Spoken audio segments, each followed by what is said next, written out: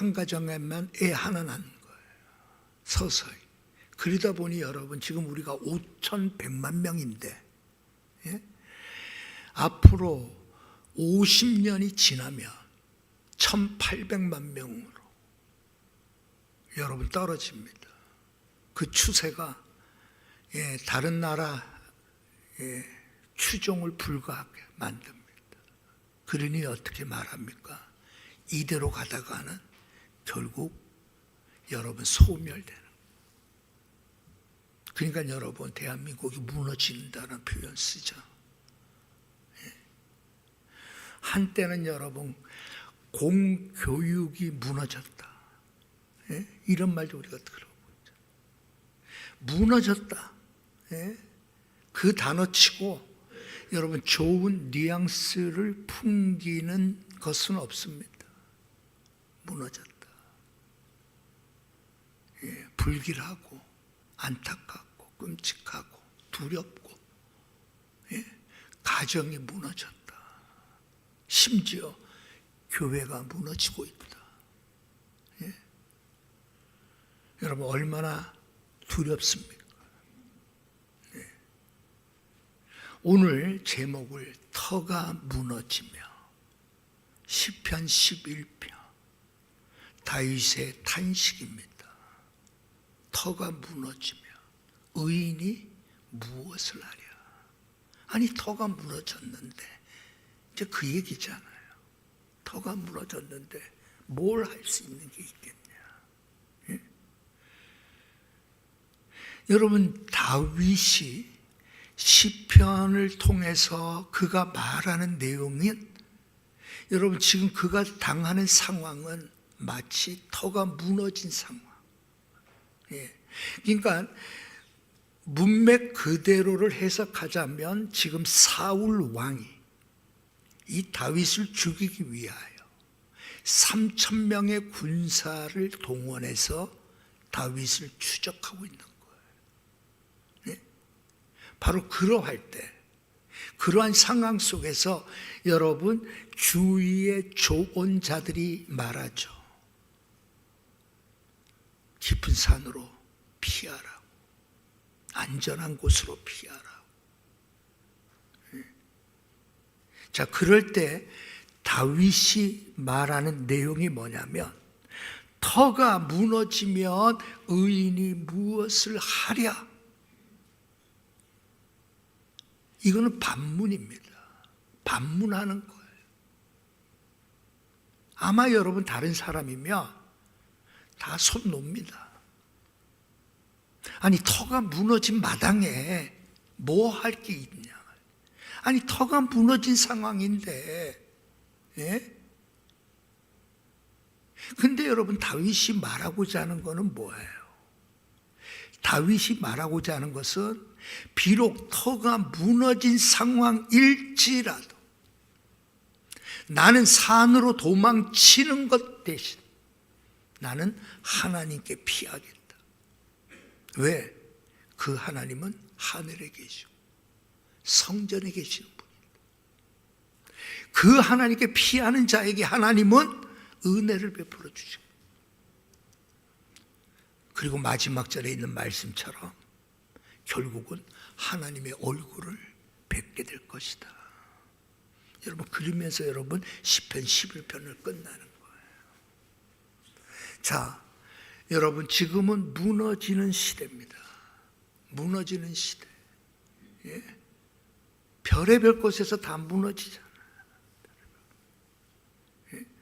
요즘 젊은이들이 여러분 제일 많이 쓰는 단어가 뭐예요?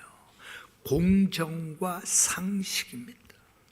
공정과 상식. 요즘 20대, 30대들이 여러분, 그들이 쓰는 것이 공정과 상식이 무너졌다라고 봐요. 대한민국은. 공정과 상식. 누구보다도 법과 양심에 따라 재판해야 될 재판관들이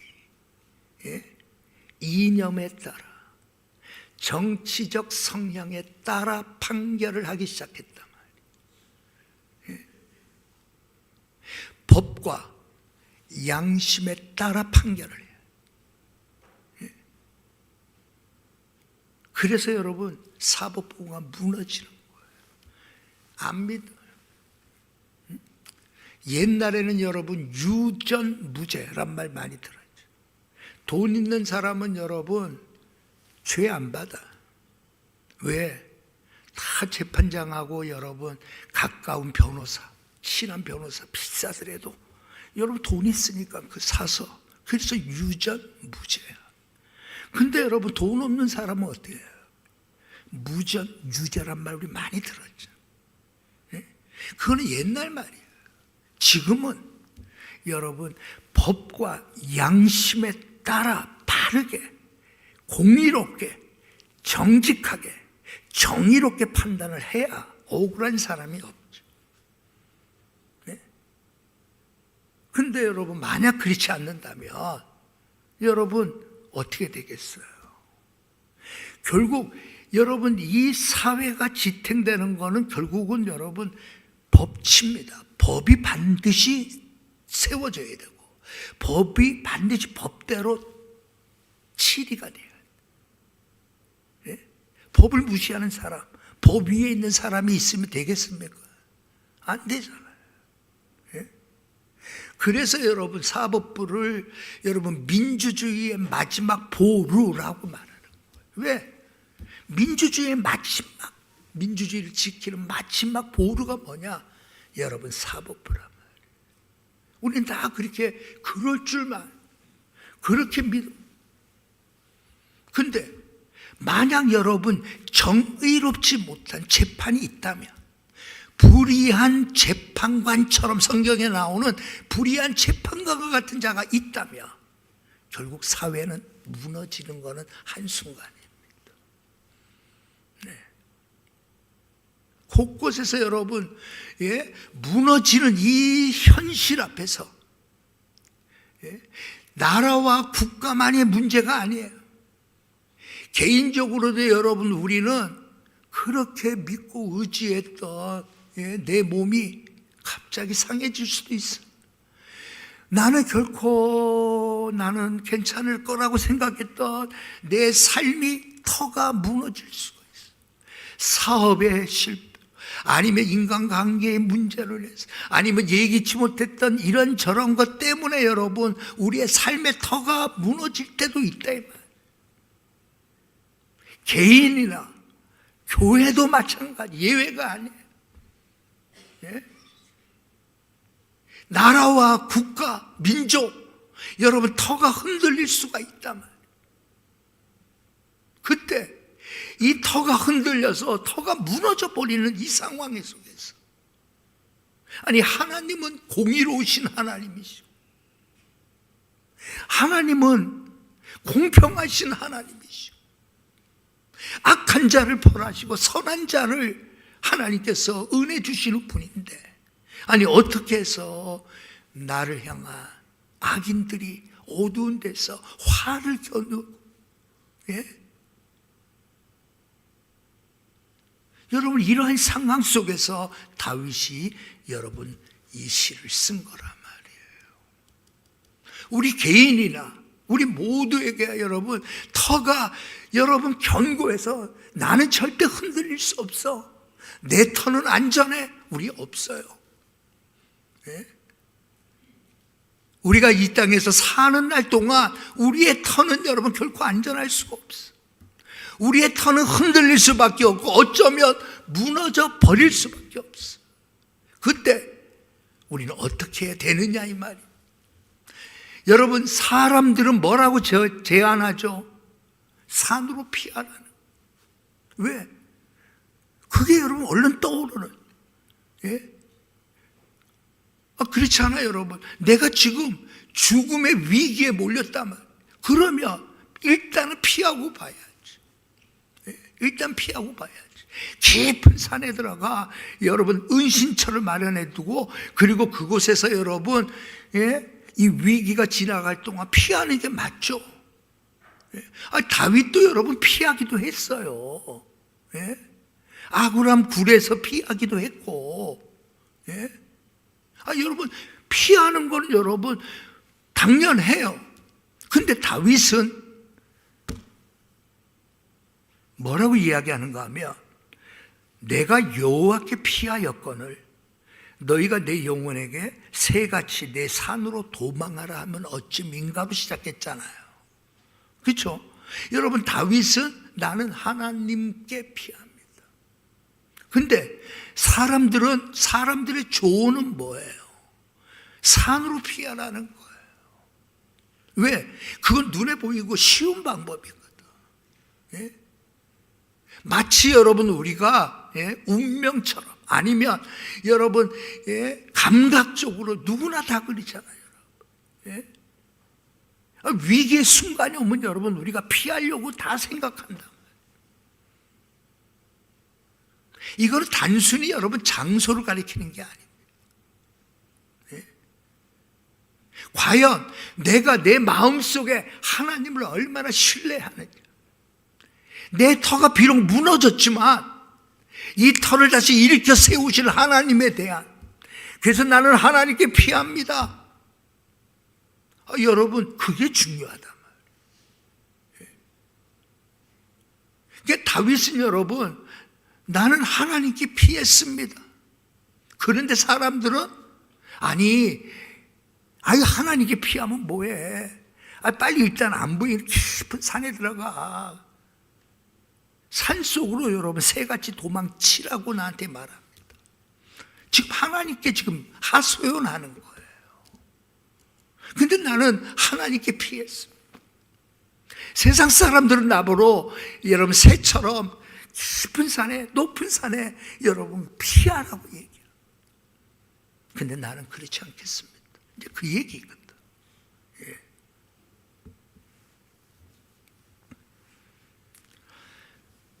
터는 여러분, 가장 기본적인 터는 하나님이 다스리시는 하나님의 기본 질서를 말씀하고 있습니다.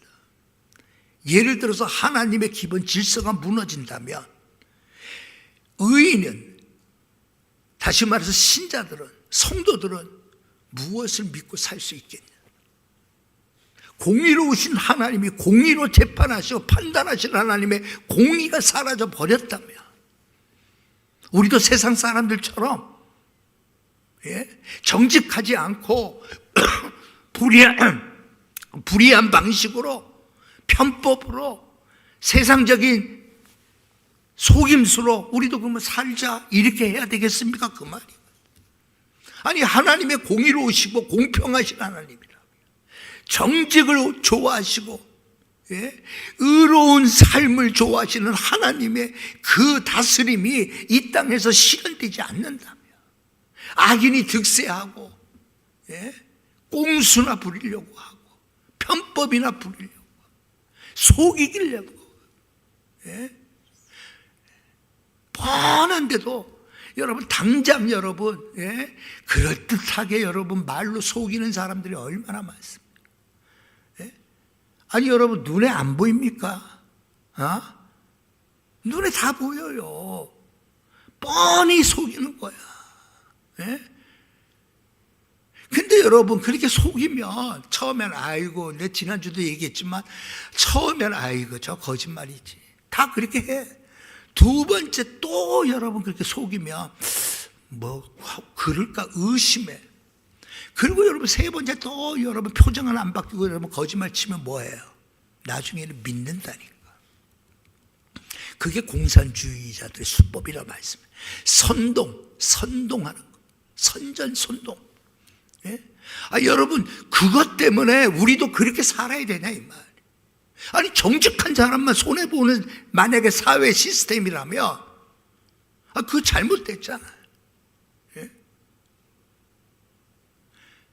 지금 다윗의 하소연은 그거예요. 지금 하나님, 이 터가 무너진다면 의인은 어떻게 하랍니까?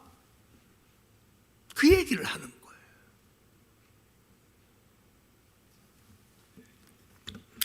여러분, 그래도 우리가 터가 무너져도 우리는 세상 방식을 따르지 않잖아요. 그냥 여러분 깊은 산에 가면 속 편해. 안 보면 편해. 안 그래요 여러분? 근데 그것이 해결되냐 말이에요. 그 문제가 아니란 말이에요. 우리는 여호와께 피하는 것만이 해결책이란 말이에요. 하나님께 피하는 것만이. 근데 여러분 보세요. 아유, 하나님께 피해야죠 다. 근데 안 돼요. 하나님께 피하는 사람의 특징이 뭐예요? 기도하는 사람입니다. 기도하는 사람. 하나님께 기도하는 사람. 하나님께 기도하는 사람. 하나님께 기도하는 사람은 여러분 담대합니다.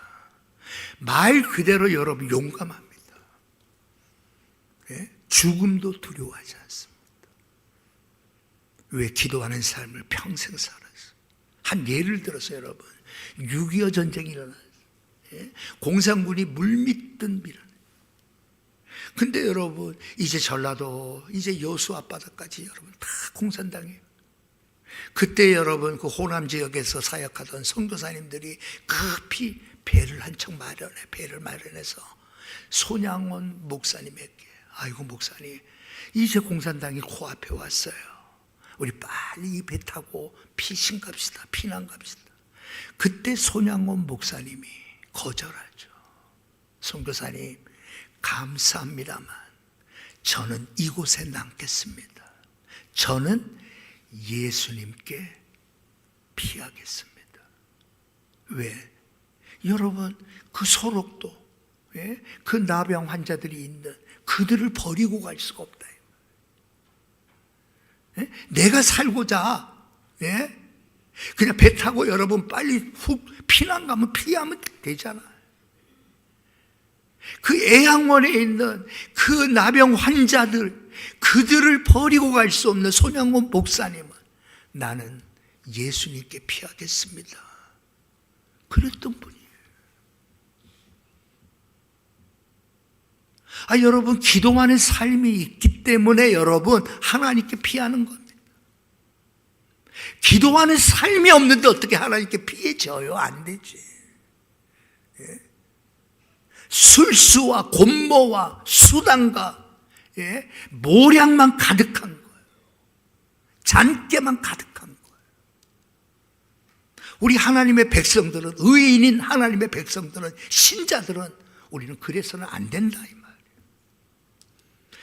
다윗은 여러분 나는 하나님께 피하겠습니다라고 하는 거는 하나님께 울부짖겠습니다.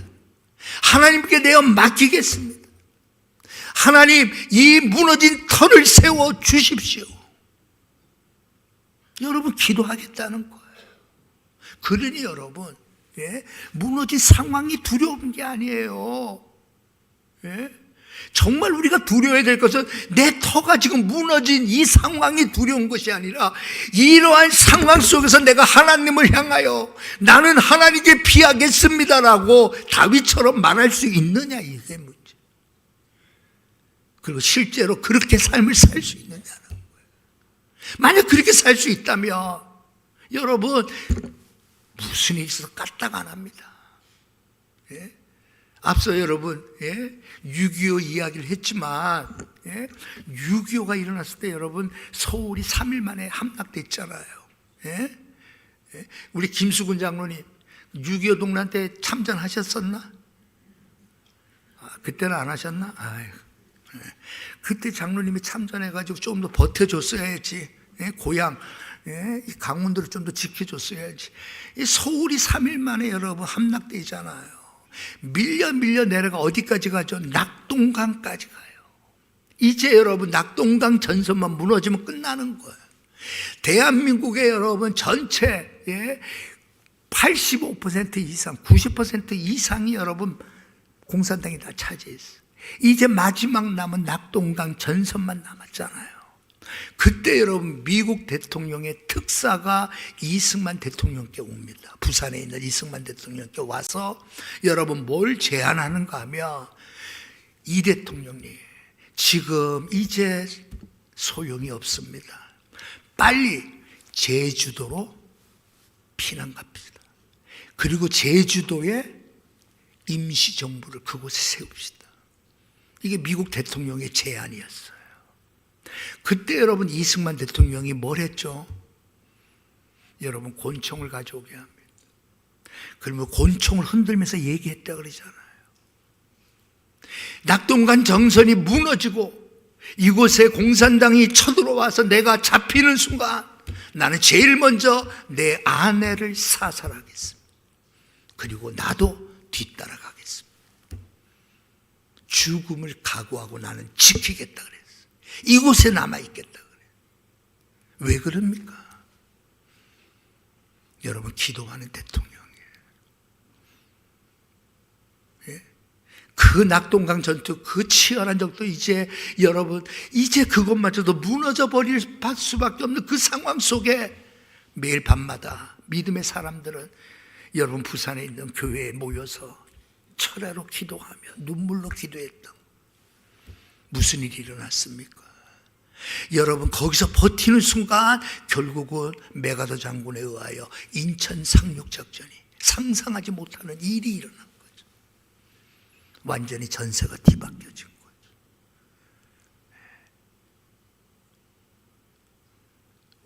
예, 우리 국무원 요강년 집사, 내 말 맞지? 맞지?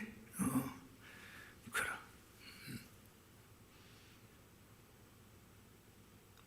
여러분, 하나님께 대하여 확신이 있는 사람은 자신감이 있습니다. 두려워하지 않습니다. 앞서 손양원 목사님처럼 나는 예수님께 피하겠습니다. 여러분, 그런 자신감이, 자, 지금 다윗은 여러분 터가 무너지는 이 상황 속에 놓였을 때 우리는 발만 동동구리고, 아이고 이렇게 된 거는 누구 때문이라고 여러분 불평불만하고, 예? 여러분, 터가 무너진 이 상황 속에 이것이 우리의 죄악 때문이며 나의 악함 때문이며 내가 기도하지 않은 결과라고 가슴치며 하나님 앞에 회개하지 않으면 여러분 소용없어요. 터가 무너진 것 때문에 우리가 끝나는 게 아니에요. 터가 무너졌음에도 불구하고 기도가 안 나오게 된 원인, 하나님을 찾지 않는 원인, 하늘에 계신 하나님이 보고 계시다는 의식이 없어요.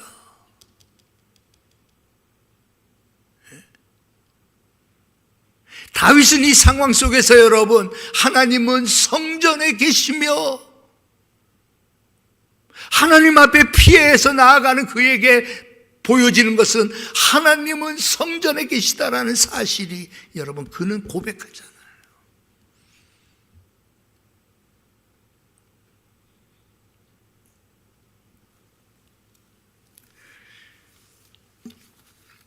다윗은 성전에 계신 하나님에 대하여 여러 가지 시편에서 표현을 합니다. 주의 뜰에 거하게 하신 사람은 복이 있나이다. 우리가 주의 집고 주의 성전의 아름다움을 만족하리이다. 시편 69편에서는 주의 집을 위하는 열심이 나를 삼키고 주를 회방하는 회방이 내게 미쳤나이다.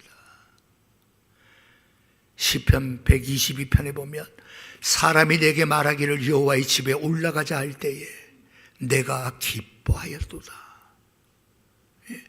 다윗은 여러분 성전에 계신 하나님이 보여진 거예요. 여러분, 성전은 뭐 하는 곳이에요? 우리가 나와 부르짖는 곳이 성전이에요. 성전에 계신 하나님. 그래서 여러분, 개혁주의 신학자들은 이렇게 말합니다. 교회를 떠나서는 구원도 없고 죄사함도 없고 축복도 없고 은혜도 없다라고 여러분 그렇게 선포했어요. 교회 밖에는 없습니다. 교회 안에 구원이 있고 교회 안에 제사함이 있고 교회 안에 은혜가 있고 교회 안에 축복이 있음을 여러분 개혁주의 신학자들은 여러분 외쳤던 거예요. 왜? 교회는 하나님이 계신 곳이에요. 그 하나님은 우리를 보고 계시고 우리의 기도를 들으시는 하나님이에요. 우리는 여러분 교회를 사랑해야 됩니다. 교회를 더 가까이 해야 됩니다. 일주일에 한 번 교회 나오는 사람 2번 나오도록 힘써야 돼.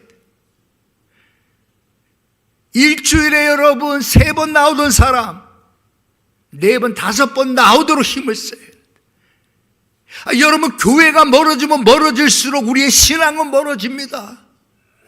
교회가 가까이 있으면 있을수록 우리의 신앙은 불이 붙게 되어 있어요.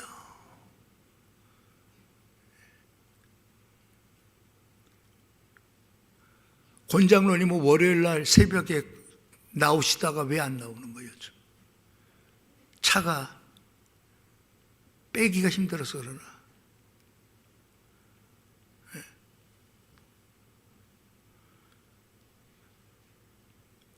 그 다음에 또 여강현 집사, 이제 월요일날 새벽 예배 단골들이 있잖아. 복매 집사나 권사는 무슨 요일 할 거야? 다 정해. 새벽 예배. 여러분 한 번 나오던 사람은 2번 나오고 2번, 3번 나와서 주의 성전에서 엎드려 기도하는 것이 하나님께 각피하는 거란 말이에요. 여러분 보세요. 손양원 목사님 2 아들이 48년 여순 반란 사건 때 여러분 그 공산당에 의해서 2 아들이 여러분 학살당했어요. 2 아들이. 그때 여러분 그 2 아들의 죽음 앞에서 여러분 손양원 목사님이 어떻게 한 줄 아세요? 장례식을 마치고 난 다음에 교회로 달려들어가서 목 놓아 울고 통곡하며 기도하래. 교회에서. 여러분 자기 아들을 죽인 그 사람을 양아들로 삼잖아. 어떻게 그 일이 일어나냐 말이에요. 여호와의 성전에서 여러분 기도하는 순간 원수도 사랑할 수 있는 마음을 주시는 거. 여호와의 성전에서 여러분 울부짖을 때 하나님의 놀라운 기적이 여러분 그런 기적이 일어나는 거예요. 내가 여러분 성공해서 기적입니까? 돈 많이 벌어서 기적입니까? 아니잖아요. 내 2 아들을 죽인 사람을 양아들로 삼고자 하는 그 마음을 주신 하나님의 은혜가 어디에서 나와요? 성전에서 하나님 앞에 통곡하며 기도했던 손영원 목사님에게 하나님의 은혜가 임했단 말이에요. 터가 무너지면 여러분 그걸로 끝 아닙니다. 세상에서는 여러분 아이고 무너졌어, 끝났어, 할 수 있는 일이란 없어. 아이고 수채 깊은 데 가서 그냥 꽁꽁 숨어 살아. 여러분 그게 우리의 인생을 보장해 주는 게 아니라 말이에요. 파라다이스 같은 낙원이 존재한들, 그곳에 가 있는다 한들 그곳에서 여러분 내 영혼이 살쪄지겠습니까? 내 심령에 하나님의 은혜가 부어지는 역사가 일어나겠습니까? 내 삶에 하나님의 기적이 체험이 되겠냐 말이에요. 우리는 여호와의 성전에서 울부짖을 때 하나님께 피하는 것이고, 그것을 통하여 내 무너진 터가 살아나고 우리 가정의 무너진 터가 회복되고 이 나라 이 민족의 무너진 터가 회복되어지는 것은 목사가 성전에서 기도와 장로들이 눈물로 성전에서, 권사와 성도들이 눈물로 기도하는 일이 일어날 때 여러분 회복될 줄 믿습니다. 기도하기로 결심해야 됩니다. 울부짖기로 결심해야 됩니다. Save Korea. 하나님 대한민국을 살려주세요. 하나님 대한민국을 구해주세요. 기도하는 사람들이 있잖아. Save Korea. 무너진 대한민국 살려주세요. 무너진 가정 살려주세요. 무너진 나의 신앙 살려주세요. 하나님 나를 살려주세요. Save me. 나를 살려주세요. 십자가를 바라봐도 눈물이 나지 않는 나를 봐주세요. 나를 살려주세요. 하나님의 성전에서 울부짖지 못하는 나를 살려주세요. 이 놀라운 은혜가 여러분 성전에서 이루어집니다. 마지막이 뭐예요? 주의 얼굴을 뵙는 축복을 주시겠다는 거예요. 예.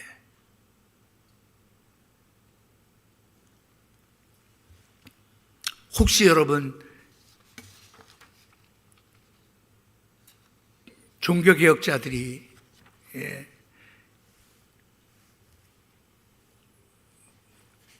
그들이 썼던 단어 가운데 비지오 데이라는 단어가 있습니다. 비지오, 오늘날 우리가 말하는 그냥 비디오입니다. 보는 거. 데이, 여러분 하나님을 말합니다. 하나님의 소유격을 표현할 때 데이라고, 하나님의 얼굴을 보는 것, 종교개혁자들의 바람이었습니다. 비지오 데이, 하나님의 얼굴을 바라보는 것. 하나님께 피하는 자는 하나님의 얼굴을 바라보게 됩니다. 하나님을 체험하는, 인격적으로 체험하는. 예?